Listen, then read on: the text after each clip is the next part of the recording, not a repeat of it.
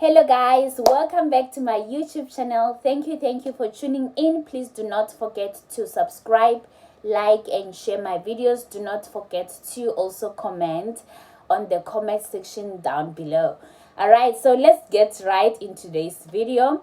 So I have done a previous video about rating my Korean bosses. So I started from the agents from South Africa to here during the pandemic, and I already spoke about my first boss, my experience, and now I'm going to talk about my second and my third boss. So guys, stay tuned and enjoy. So yeah, my second boss, I did an interview. So that school actually has different branches.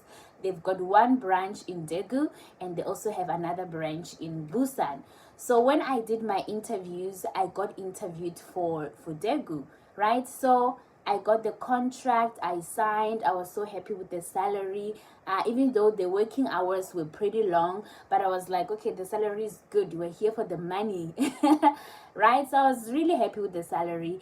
And my agent that helped me get this job, contacted me and told me that the school is no longer considering you. They found someone else. I'm like, how do they find someone else while I already signed a contract? And my contract with my current school at that time was about to end. So now I'm starting to panic. I'm like, I'm gonna be in this career with no job, because I already told my first boss that I am leaving. I'm leaving because of money, and I'm leaving because the city is too small, and I want to be in a bigger city where I can find foreigners and not get too lonely. And yeah, I told her the salary that I was offered.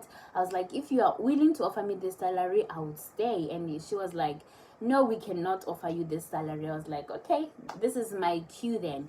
All right, so then I'm starting to get frustrated, because now how do you make me sign a contract and few days later you tell me that you found someone else? So in my mind I'm like, okay, they probably found the American. And because when I checked, the teachers in that school, they are mostly white. So I just thought, okay, maybe they want their white teacher, or they found their British teacher, or whatever. So but yeah, let's not lie, South Africans are not like the first preference in Korea. So they would prefer Americans, British, and other native speaking countries before us. So they will prefer us for their own benefit, because South Africans do not complain a lot, they are not too demanding, and they work harder than others. Yeah, these are the stuff that I've heard. Do not quote me, it's not my words, it's just the words around. I just heard a lot of people talk about this.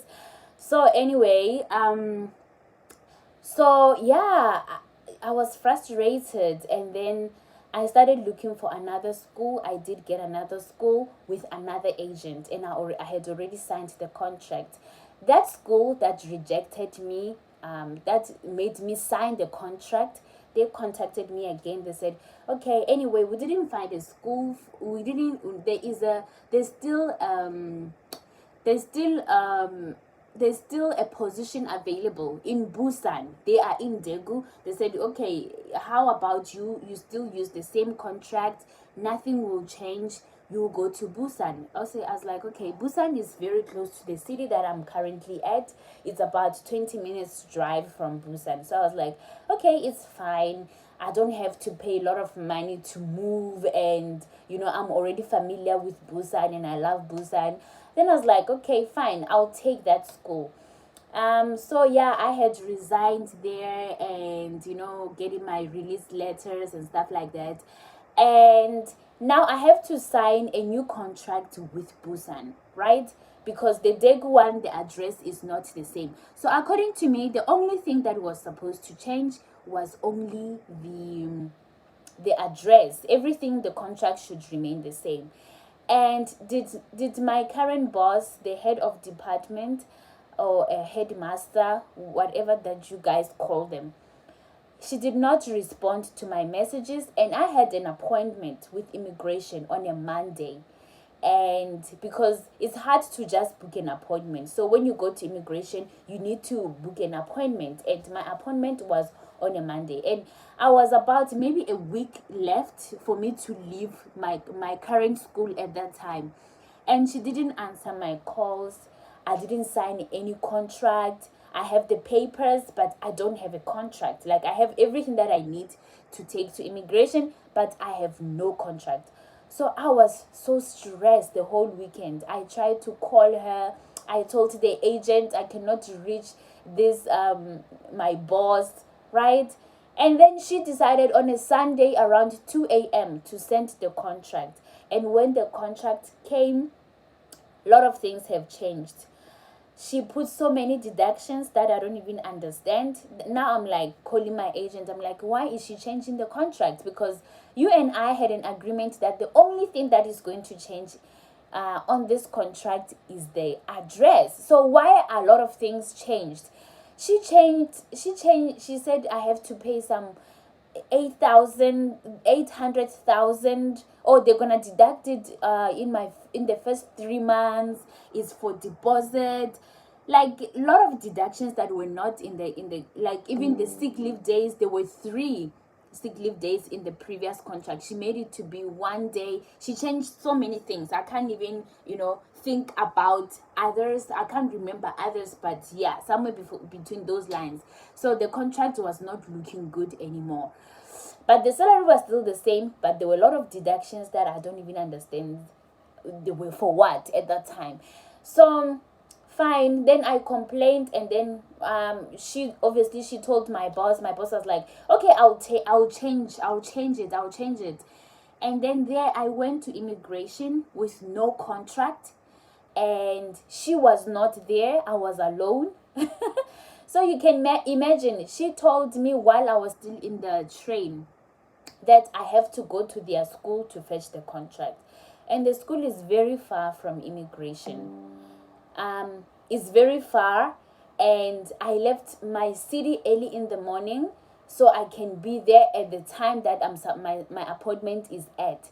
So yeah, she told me, come and fetch the contract at school. After she sent the contract so late, and now I must leave my current city and go to Busan. Is a very big city. Go to fetch the contract, and first of all I still have to look for the school because I don't know where the school is. I've never seen the school. So that was like a big red flag, and she decided to come and give me the contract. Okay, she gave me the contract. She made me take pictures and pay, and those pictures were not even necessary. I didn't have to take those pictures because I already had an ARC card. There was no need for me to take pictures, and I paid money. I was already annoyed. By the time I got to that school, I was already pissed off. I was already enough, right? And even though she changed the contract, but it was not good, but it was better than what she said before. So I think in that school, let's just to wrap up, I signed about 3 contracts. I signed about 3 contracts, and yeah, when we got there, we were all new teachers. We're like, where are the old teachers? They resigned because the previous boss was bad. That's what she said. Okay, then we started working. Miguel was not gritty. Miguel was making, oh my god, it was hell. I don't know if I can start going into details what happened in that school. I'm gonna take the whole night. So yeah, let me just say it was hell. We couldn't print, we couldn't sit in our classrooms. We had to sit in one place. The chairs were uncomfortable. There was so much work. Sometimes we will be doing this work without even knowing that why are we doing this work. There were no students, but we were overworked, and I was not happy. Going into that school because of what happened. She was giving me a bad attitude, and she was really giving me a bad attitude. Like, I don't know why she hated me, and I don't even want to go into details of the apartment. The apartment was so small. The bathroom was very smelly. Yeah, it was hell. I was getting depressed. Like, I was watching myself getting depressed and I was always complaining. I think that's what helped me. Complaining to my colleagues all the time. I complained as much and I cried. In that process, there were a lot of tears. And I decided, you know what? Um, I have one life to live, and I don't want to live this life that God has blessed me with, these days of my lives that God has granted me with, miserable, crying, depressed, in a foreign country, Nohal. So I was like, I started to find my ways to leave the school because I've only been there 3 months. And yeah, I managed to finally leave, and she gave me the release letter. She still wanted, she said, you are leaving so early, we are going to deduct the money that we paid the agent. Then I was like to her, I don't even know you paid the agent. I don't know how much you paid the agent. I was not there. That was your business together, you and the agent. How am I getting involved? So she wanted to deduct 1.2 million won from my salary because apparently that's what she paid the agent. So it was crazy like that until I, like, this, the story is very sad. I can talk about many scenarios, but so eventually I left. I went to a smaller city, and I was still traumatized when I came to the small city, and my current academy. So I was very traumatized. Even when my current boss was so friendly to me, I didn't trust her. I'm like, this is just a facade. She's gonna show her true colors. But if I tell you, this is my third boss. She's been amazing since day one. She still is amazing.